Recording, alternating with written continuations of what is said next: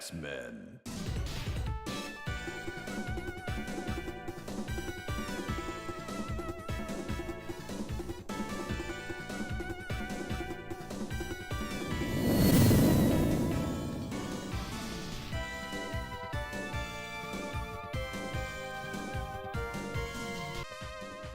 Greetings and salutations, folks, and welcome to X-Men, the arcade game. Now, I've long been a fan of the beat-em-up genre, although I would say that, it didn't start with a lot of the classics that a person might expect me to have played back in the day. I did play Double Dragon 1 at the arcade, but I didn't really get that attached to it. I owned a copy of Double Dragon 2 on the Nintendo, but for the Super Nintendo and the Sega Genesis, I don't remember actually owning any of the famous beat-em-ups until much later. I don't believe I actually owned a copy of Streets of Rage 1 until I started collecting retro titles and ended up with a collection of Sega CD of Genesis games that were ported to the Sega CD. I'm pretty sure that was the first time I've actually owned any of those games, but that would have been after their heyday. Rather, my experience with the beat-em-up genre started with games like X-Men at the arcades. But we'll go through that as we're playing the game, and that'll kind of lead into a very specific rule I'm going to try to follow. But we'll get into that in just a second. First, let's set up a game. Go with the 6-player cabinet. Unfortunately, this is the Xbox Live Arcade version we're playing right now. So it has only a maximum capacity of 4 players. I'm playing single player. So no matter what, even at its maximum potential, it's still a lesser experience than what you would see at the arcades. But hey, it's still pretty good, considering the fact that you probably won't find too many of the X-Men machines unless you go to some of the older arcades. I know for the Chicagoland area, they have Galloping Ghost Arcade is an excellent place for your both vintage and new arcade experience. But also, if you wanted to play the X-Men arcade game at home legally, there hasn't, Konami apparently renewed their license for some of their old arcade games on the Xbox Live Arcade, but they did not pursue to keep it around afterwards, which is a little bit disappointing. I'm going to start off playing as Cyclops, though I'm pretty sure over time I will have eventually swapped out to all the other characters. I probably should state at this point, whenever I play the game, I usually play as Dazzler. But to keep things varied, In the 21st century, evil mutants led by Magneto aim to destroy the world. Humans could do nothing against the power of the evil mutant. The only hope is X-Men. X-Men. I'm going to be switching between mutants to keep things varied. A little bit more interesting than just playing the same character over and over again, even though that's pretty much what I would end up doing if I was actually at the arcade.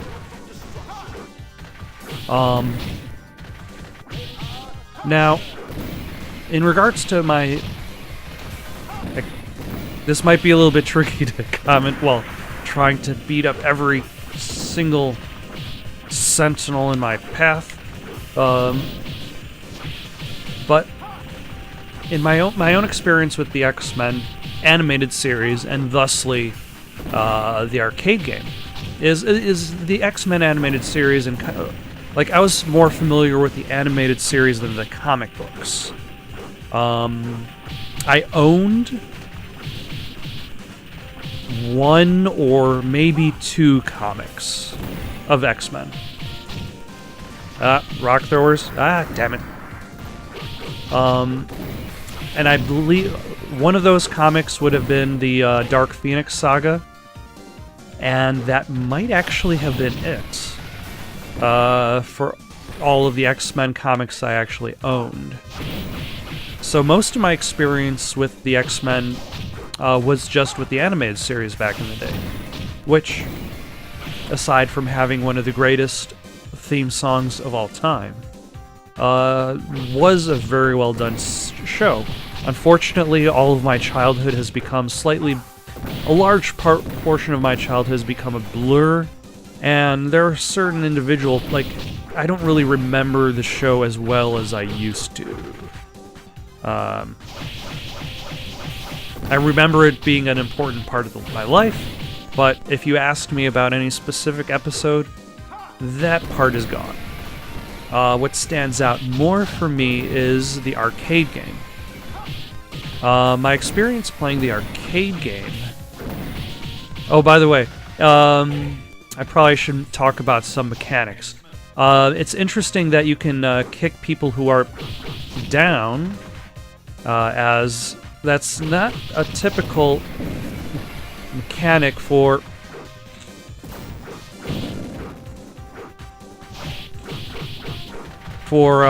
beat 'em ups. Usually you gotta wait for people to stand back up. Also, this is, I believe, similar to, like that, feels like that throw ability is random. Damn it. Damn it.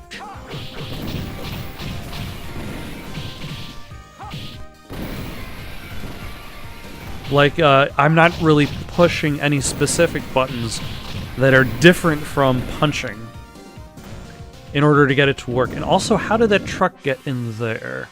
Pyro will turn you to toast. No, not Pyro. Damn it.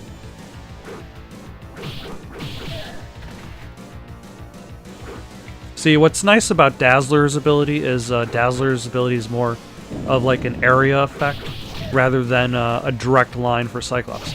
Anyway.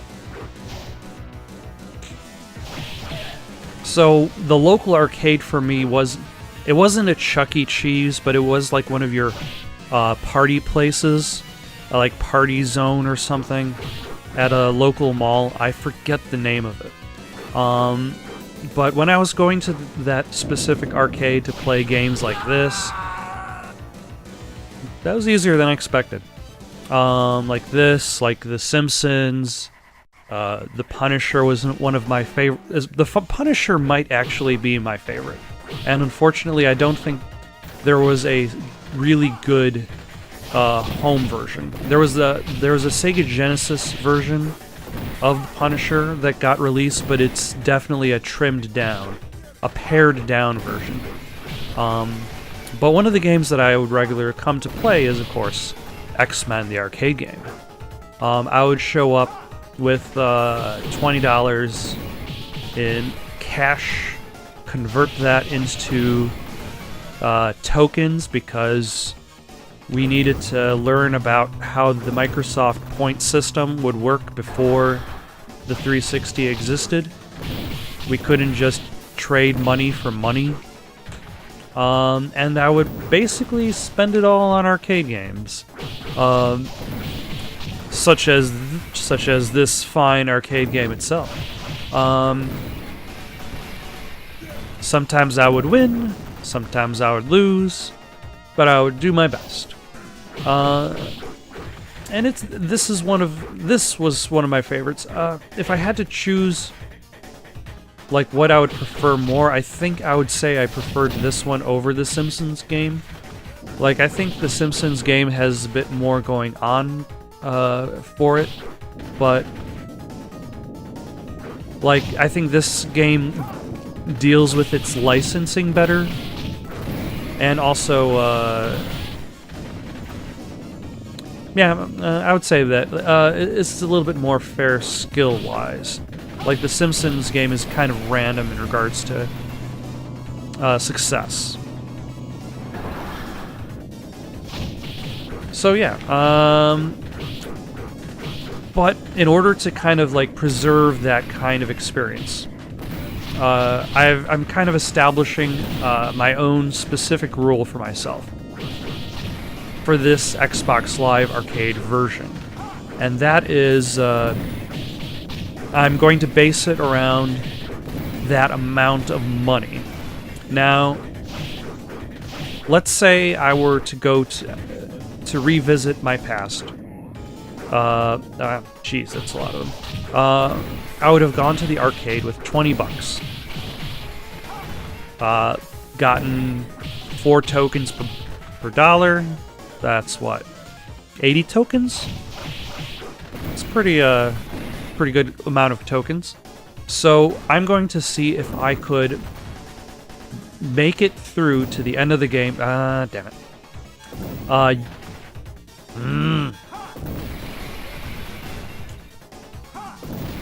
Using that amount of tokens.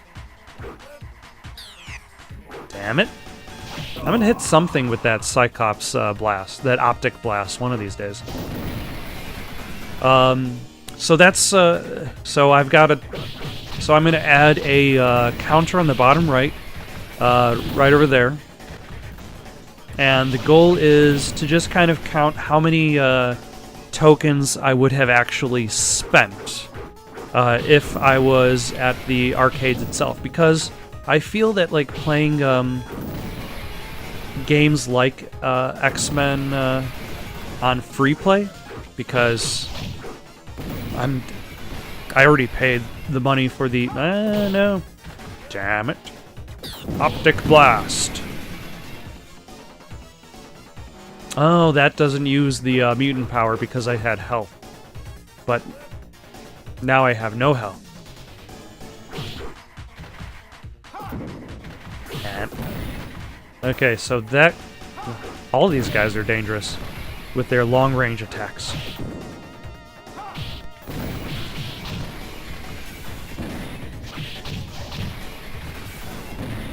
Because, like, you look at all these games that you could play on free play. Now, when I use my mutant ability, it's going to reduce my health.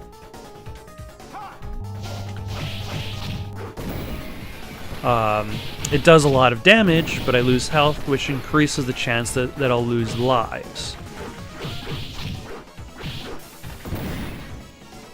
The more lives I lose, the more tokens I would have to spend.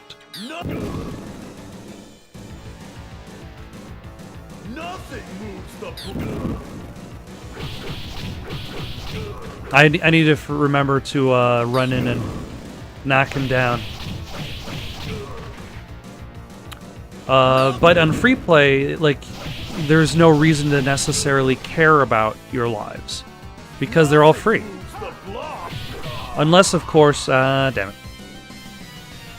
Unless, of course, you're going for a high score. But that's different. I admit, when it comes to games, I never bother really going for a high score. I generally just go to see if I can complete a game. However, we had time to locate their base on Island M. Destroy it.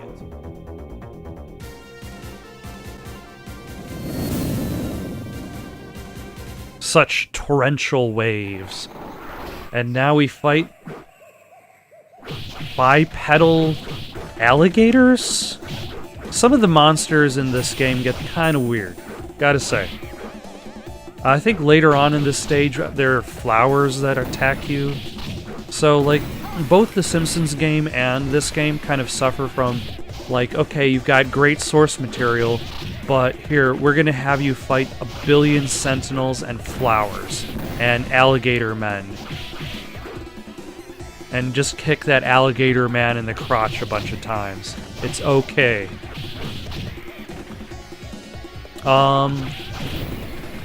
But yeah, so you could, so if you're just playing to complete a game, then it really doesn't matter how many tokens you use. You can just, oh, by the way, the music in this level is awful.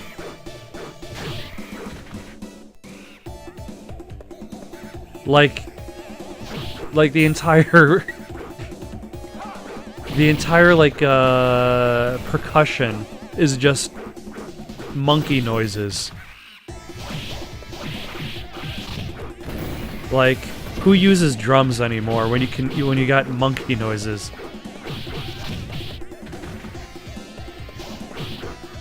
Like, I know they were going for the jungle vibe, but still. It's a bit much.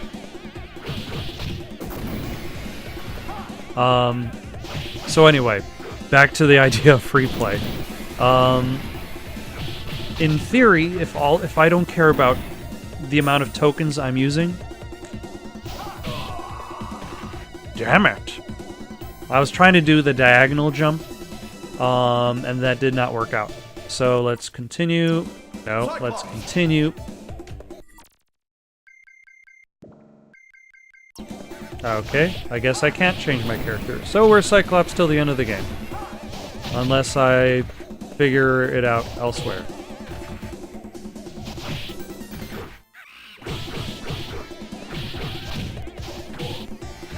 Damn it.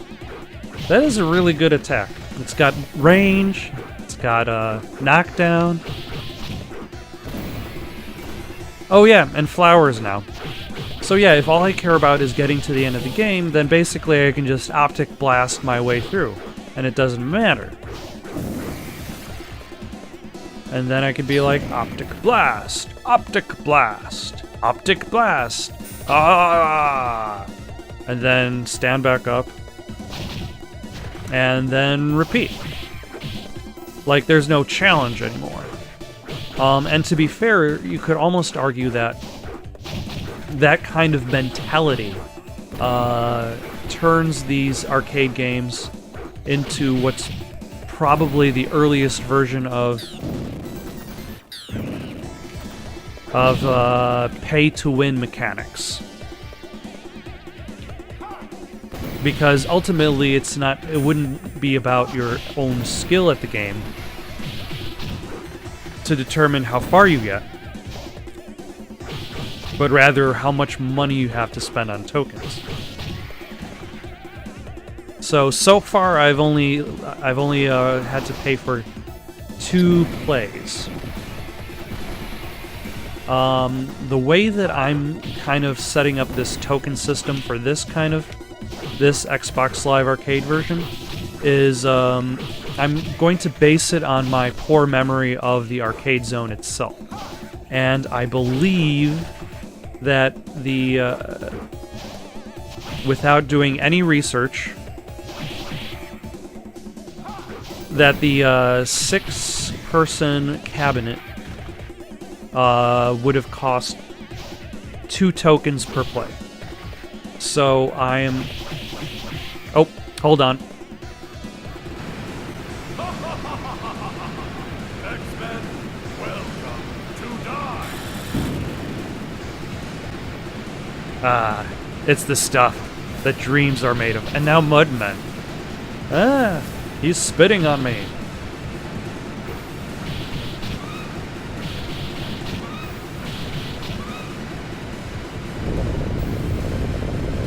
Ah, and also now...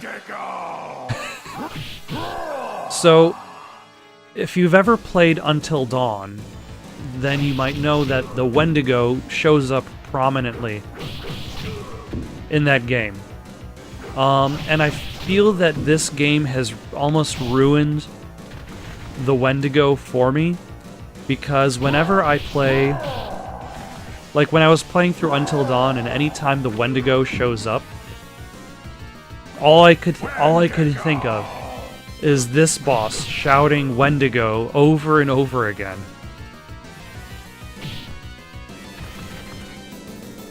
Wendigo. Just Wendigo, because it is hilarious.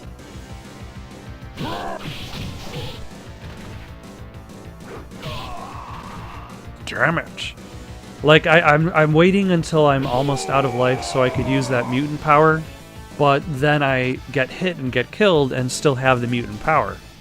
See, because it can only be used at an energy indicator of... I probably should wait until it's 3 or less, so if I'm at 2, then it would count. Damn it.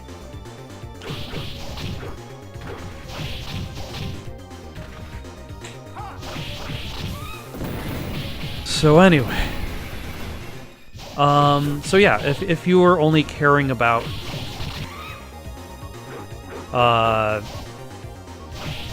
just completing a game, then the free play mode would make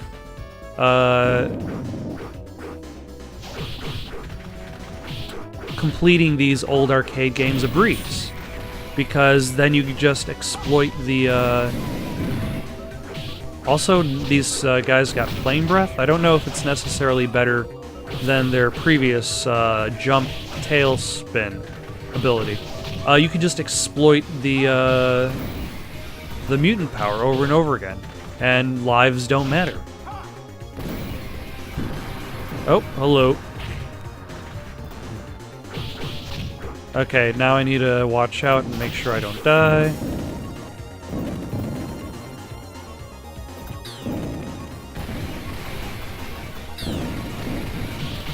Okay, now I can die.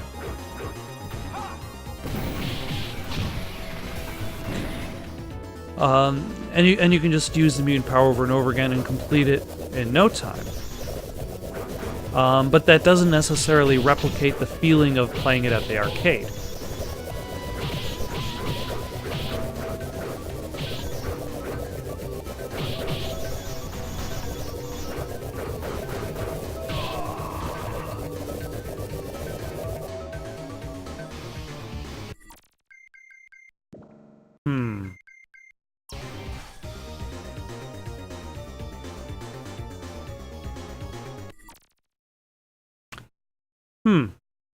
I don't know if there's a way for me to change my character.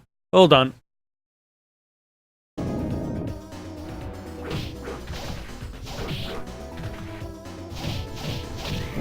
Okay, so I figured out there is. It seems to be an odd problem with the with this port, because I guess the idea is that when you're at the arcades playing the game, each stick represents a specific character. Like that stick will always be that character. So I guess they assume they want to kind of, or maybe I'm doing it wrong, but they assume that they want to carry on that experience, and that if you're playing as one character, you're going to always play as that character. So basically, I just went back to the beginning of the game, and there is a level select, which is nice and convenient. Damn you. So, swapped out to Dazzler, of whom is actually... Damn you. Although, actually, hold on. Superpower is basically a light grenade. And which I find interesting, considering that, like, the expectation of Dazzler is just to create a harmless light show and throw sparkles in people's eyes. But at the same time, like, I feel that, as there are... Damn you, Sentinel. There are a lot of things that X-Men has done over the years in an attempt to look at the existing powers of its characters in different, more creative ways. Damn it. That was a complete miss. Dude, this is good. That is the best that has ever gone. And like, some of them seem to have worked out better than others. Like, the most ridiculous would be the idea that, like, I wouldn't say I'm most well-versed X-Men fan ever, so there's going to be lots of gaps in my knowledge. But over time, I picked up a few things of browsing Wikipedia, such as the idea that Cyclops' optic blasts are really, damn you, are really just portals to, like, a dimension of energy. Whereas, like, Nightcrawler actually does move from place to place. He just switches from... That guy's got range on that gun. Like, he doesn't even need to fire it.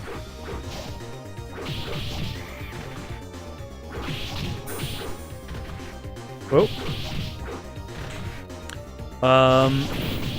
But there have been other more interesting changes, like the idea that Iceman doesn't just create ice as much as he is entropy. And I feel that the same thing could be done for Dazzler, in which, like, what else could be done in regards to the idea of the creation of light? The idea that pops into my head immediately is maybe the idea of solid light, and that's something that we've seen in like Portal 2, I believe, had solid beams of light. This game has light grenades, which are definitely very useful against fire-breathing Crocodile Man.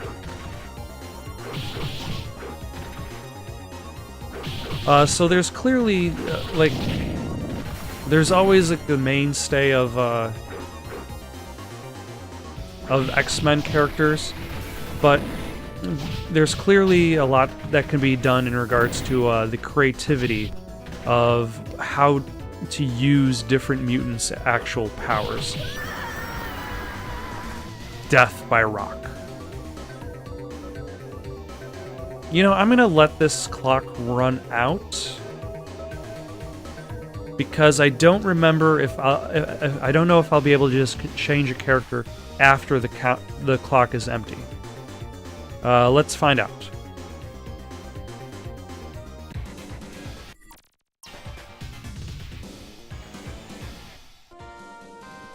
The answer is no. Okay, so that didn't work out.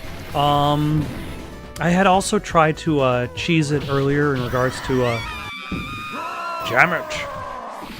Also, I have no idea who that villain is. So, if you could let me know who that specific X-Men villain is, just give me a heads up. Anyway, so I had tried to play, have like a second player jump in, so I can just swap from the first player to the second player, but that was a very inelegant solution, and that did not quite work out as well as I would have liked. Largely because, for some reason, all of my battery packs are missing for my,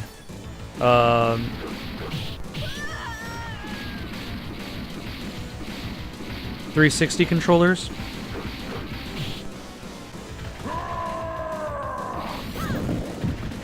Damn it.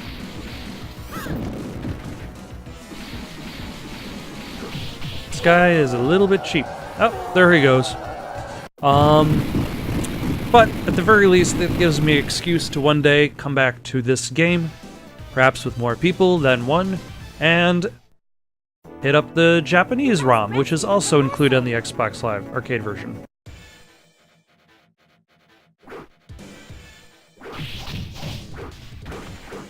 Anyway.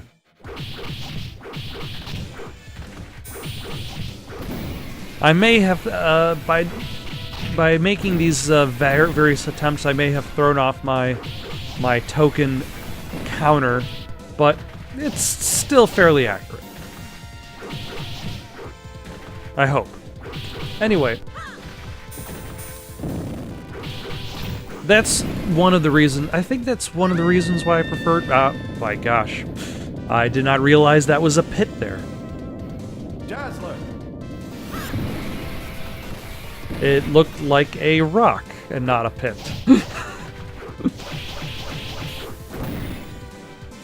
Is the moveset. Like, Cyclops does the throw, but she does this kind of like cartwheel through enemies, which is more, which keeps her more on the move. and being on the move is always useful in this game. You do not want to stay in one place. Oh. Except you also don't want to jump into a pit, which that probably could have easily happened.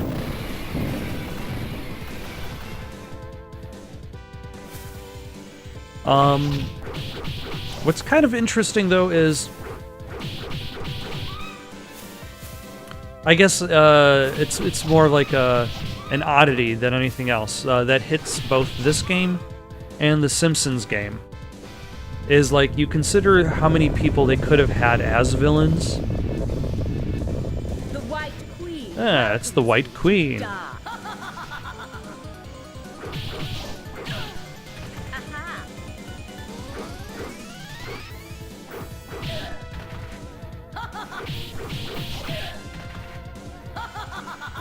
Ha ha ha ha ha ha. All the villains that they could have had, and then you spend most of the game just fighting sentinels and mudmen. Although I suppose, like, that's something that carries on with the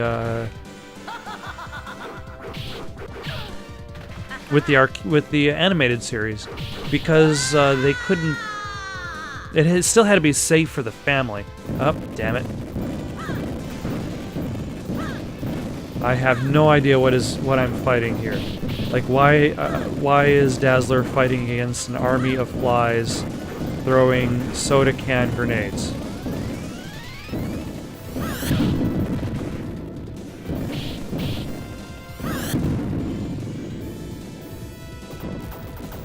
Oh. That was a nice transition.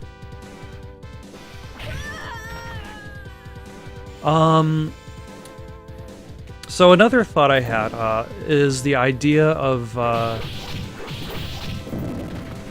poor conversions. I already mentioned the Punisher arcade game. And the fact that it does have a port, but the Genesis... Yeesh. Their range is a bit long.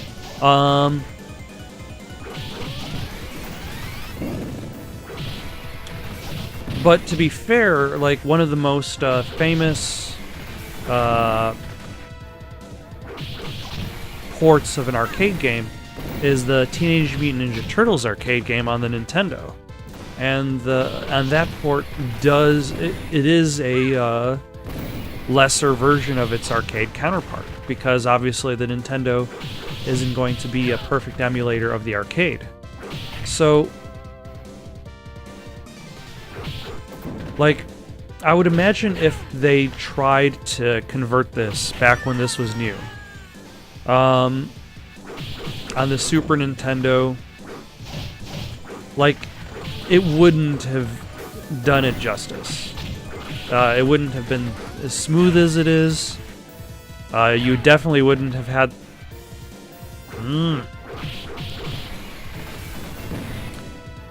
They might have added in invincibility frames on Get Up, but... which is clearly not part of the arcade version.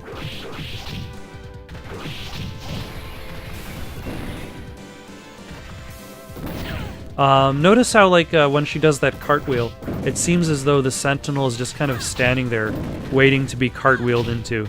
Like, oh, this is my fate now. Alright, that was a very useful mutant power.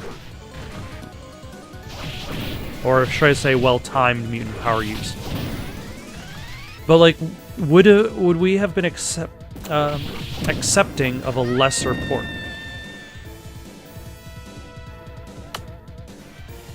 I will seek out those pits, and I will fall into them, and then I will die.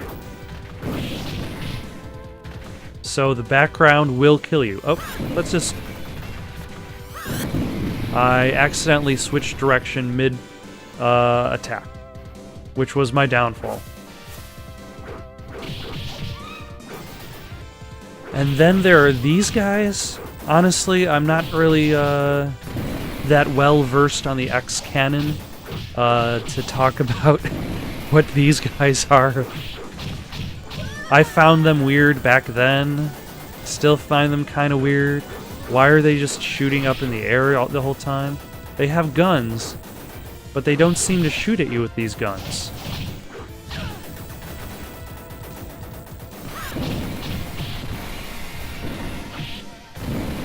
And see, like, once you get to the bigger crowds, though, that's when it feels like you gotta use these pay-to-win mechanics. Or should I say, you have to use these bigger special attacks to thin them out. Juggernaut will flatten you. No, not the Juggernaut.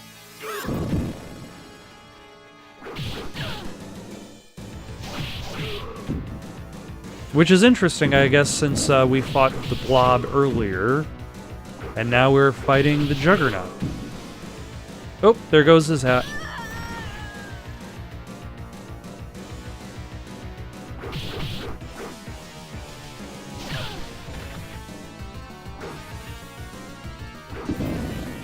Oh, yep. It does, in fact, shoot. Unlike the weird tank guys who just kind of shoot their guns into the air and then do nothing.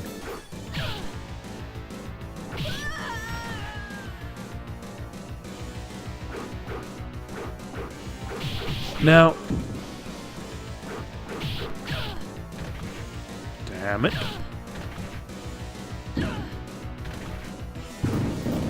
Although that's the thing, like, having invincibility frames does not benefit the arcade machine, because that just gives you a greater chance to live.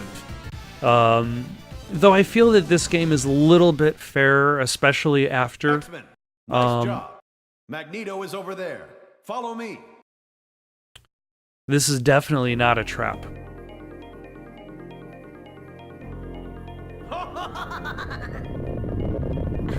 Oh no, it was a trap!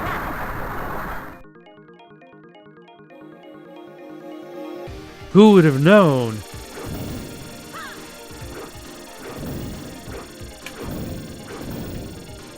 I mean, it's a terrible trap. Because it literally did not... Ooh, there's a pit. I can fall into it. I should try not to fall into this pit.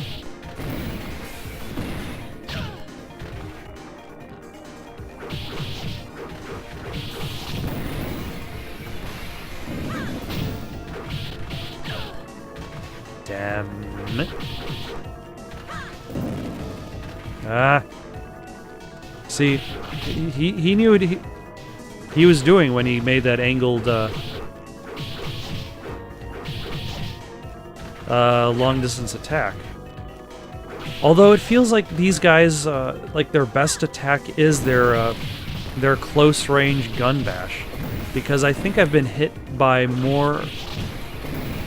them just swinging their gun at me more often than I've been hit by anything else.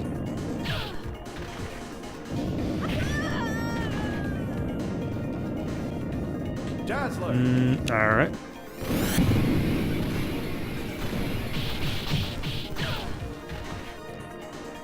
I am surprised I did not fall into said pit.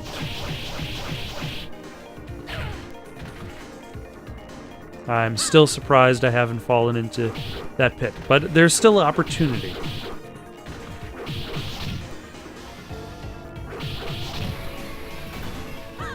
I wonder if the game actually prevents you from cartwheeling into the pit, because that would be interesting. See, sometimes it feels like the jumping in the game is a little bit random. Like, oh, hold on. Like, one of the classic things in a lot of games is the boss rush mode, where you're just fight against old bosses again. But hey, why not fight against 7 of that same boss you used to fight against?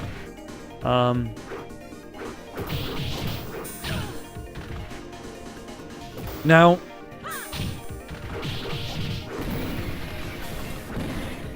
in regards to the mutant choice in the game, I suppose, like, there are some choices that make the most sense, and I think that would be like Cyclops and Wolverine, Storm, Nightcrawler. But I don't know how well, like, Oh, and Colossus. I don't like... Other than Dazzler, it's kind of surprising that they don't allow you to play as Jean Grey. Like, why they chose Dazzler in this game instead of Jean Grey, because there are plenty of other mutants they could have chosen. And I'm pretty sure the Dazzler has never been high up on any list. Ah, these guys are clubbing me in the face.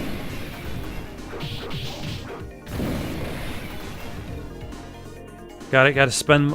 And then now I'm fighting against Egyptian statues? Somebody else is gonna have to tell me whether this is actual explore going on here. And I did nothing. You know, and that's the thing. Once you start getting to like the tougher enemies, the ones that are harder to hit, then it's like, okay. Then that free play aspect of the game, where you're like, you know, I've got as many tokens as I want. I can spend all the tokens in the world. Oh.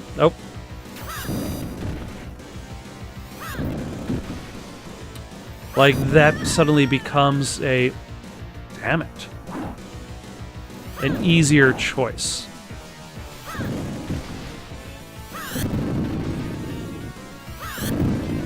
Because then it's not really a question about how much money you have in your wallet, as much as how much longer until you get to use your special moves again, which could just be another few seconds until you get killed and then respawn. X-Men. I mean, like, it gives you a bonus mutant power. To attack Earth from his asteroid base. You must foil his plan before it's too late. You know, it's a good thing the X-Men movies didn't try to give you a visual indicator of when Professor X was using his mutant power, because that would have probably been pretty lame. Just saying. Also, considering the fact that Sentinels are meant to police mutant abilities, it's really convenient that all of them seem to be protecting the evil mutants.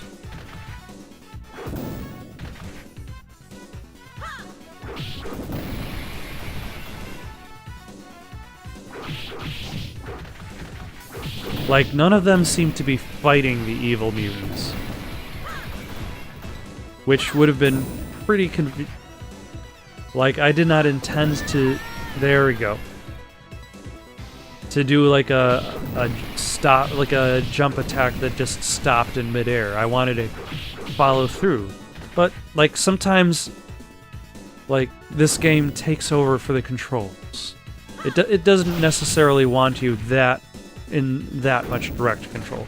Which is why, like, the cartwheel attack kind of happens randomly.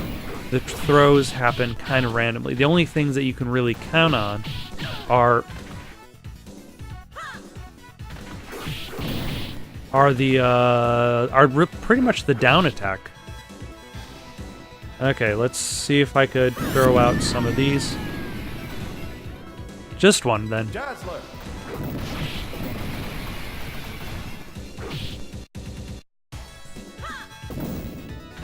No.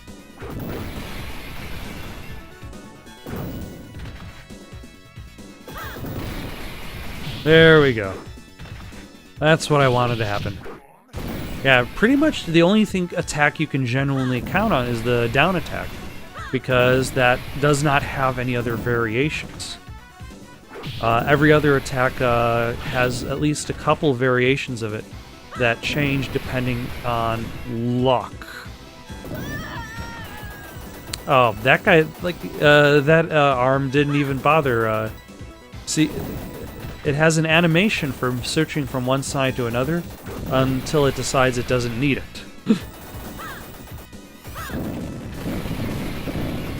Excellent.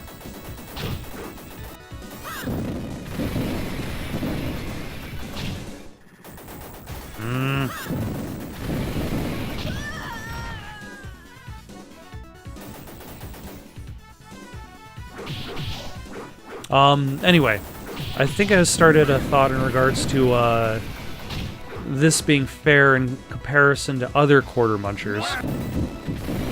Wendigo!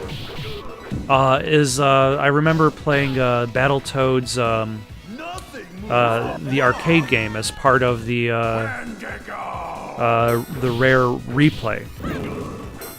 And that game has a very specific final boss that really kind of plays around with expectation. In that the final boss doesn't actually take damage for like a good portion of the fight. So you'll spend like a good 30 seconds or so fighting the boss, but it's not actually, but to no effect. Damn it.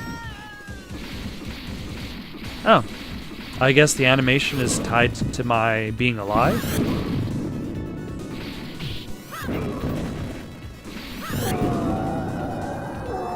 Also, I guess this would mean the end of the boss rush mode, and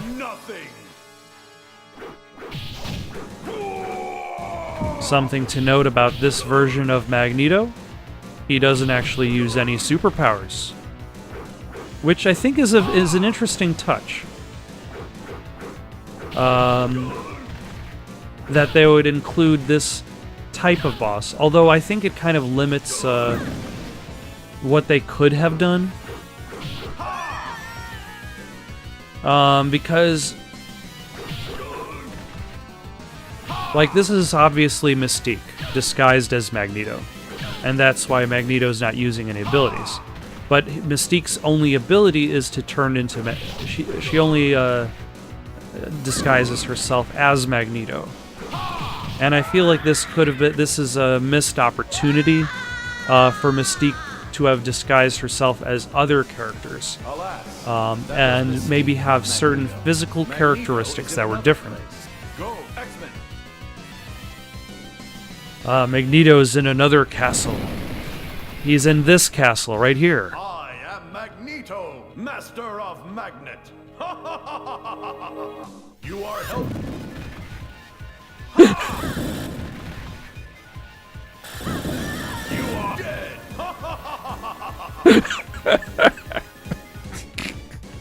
Oh, the fond memories, the terrible, terrible, terrible dialogue. Dazzler. Like, it's... You are helpless. I don't know what causes it to be so broken and disjointed.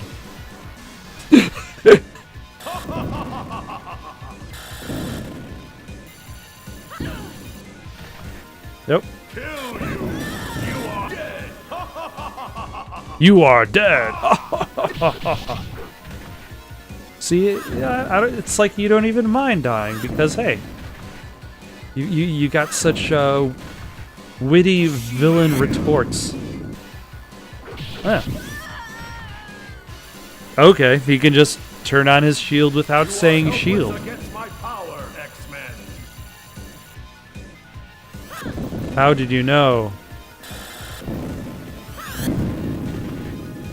Our only weakness is... Wait, okay, so if he's Magneto, Master of Magnet, like... Are those magnet energy blasts going on? Like, they don't even bother to give any pretense of, like, him using his magnetic powers to lift anything. He's just shooting energy blasts. And it turns out he was a load-bearing structure.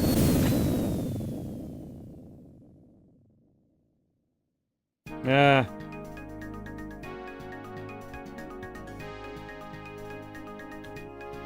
Magneto is defeated. X-Men succeed to rescue Professor and return. There's other dialogue. That was too fast.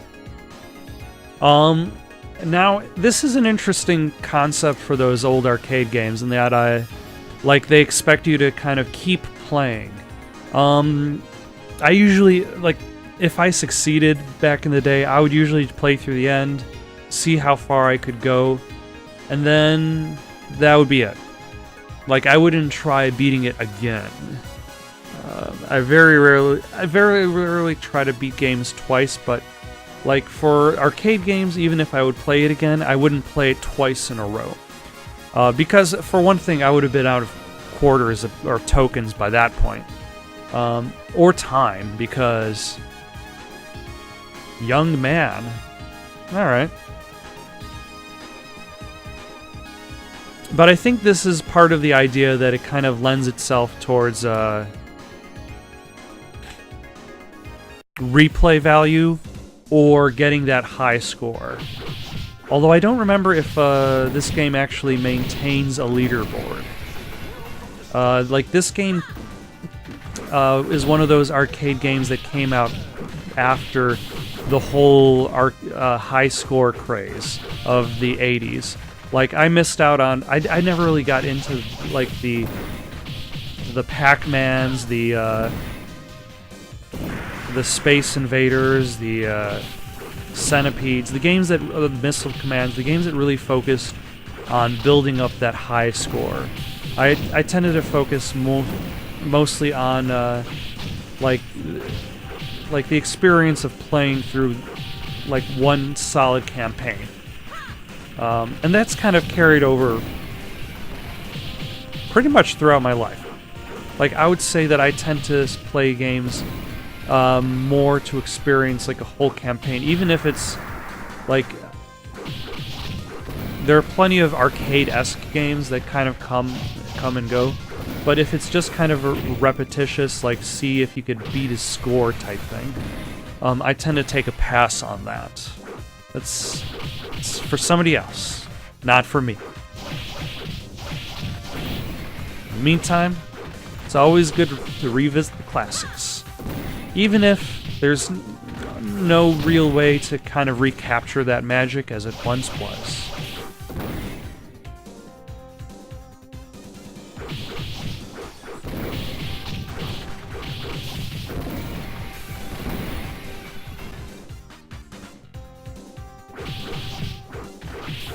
Thank you for watching.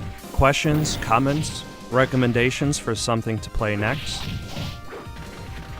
Comment down below or send it on over to itsoundedgoodonpaper@gmail.com. That's itsoundedgoodonpaper@gmail.com. So long for now.